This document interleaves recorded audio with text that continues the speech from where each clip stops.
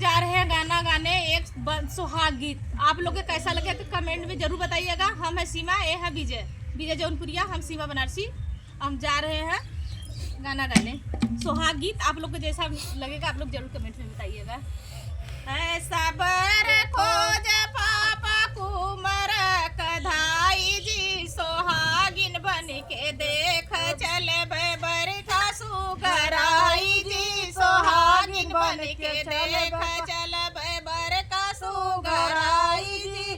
सिरवा पमौरा सोह मुख में बंगला पान जी, लीलार बीच चंदन सोह बर का सुगराई जी, लीलार बीच चंदन सोह बर का सुगराई जी। ऐसा बर खोज चाचा कुमर कधाई जी, सोहागिन बन के देख चल बर का सुगराई जी, सोहागिन बन के देख चल बर का सुगराई जी। सिरवा पमौरा सोह मुख में बंगला पान जी, लीलार बीच चंदन सोह बर का सुगराई जी, लीलार बीच चंदन सोह बर का सुगराई जी, लीलार बीच चंदन सोह बर का सुगराई जी। ऐसा बर खोज भैया कुमर कधाई जी, सोहागिन बन के देख चल बर का सुगराई जी, सोहागिन बन के देख चल बर का सुगराई जी। अनिया पे जोड़वा सोह मुख में बंगला पान जी, लीलार बीच चंदन सोह बर का सुगराई जी, लीलार बीच चंदन सोह बर का सुगराई जी, लीलार बीच चंदन सोह बर का सुगराई जी। अब जैसा लगे रखी देखा हरवाले, रखी देखा हरवाले, चाची मिलन हम जब रे लाला नवाय, चाची मिलन हम जब रे लाला नवा। अरे चाची रोवता होई या चरा भी जाता होई या चरा भी जाता होई। अरे चाचा का बजर करे जरे लाला नवाय, अरे चाचा का बजर करे जरे लाला नवा।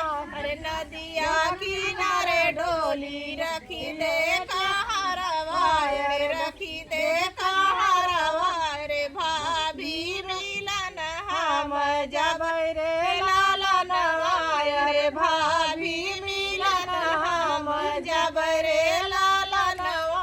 अरे भाभी रोवता होई या चरा भी जाता होई या चरा भी जाता होई।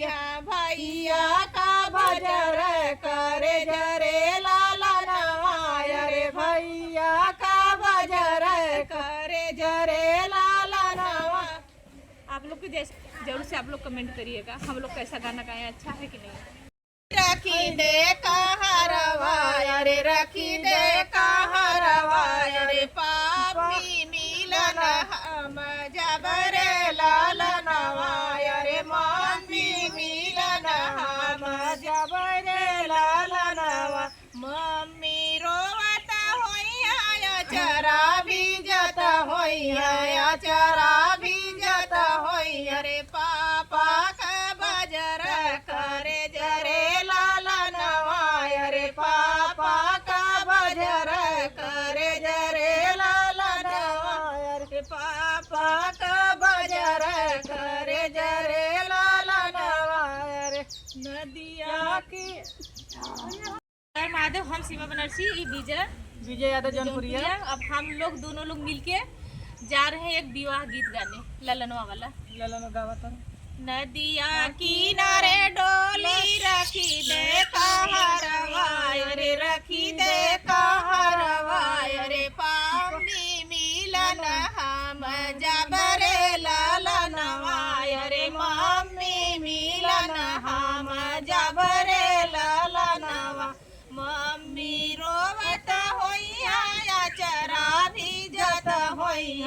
अचरा भीजत होई है। अरे पापा का कठ बजर करे जरे लाला नवा, अरे पापा का बजर करे जरे लाला नवा। अरे ऐसे बुला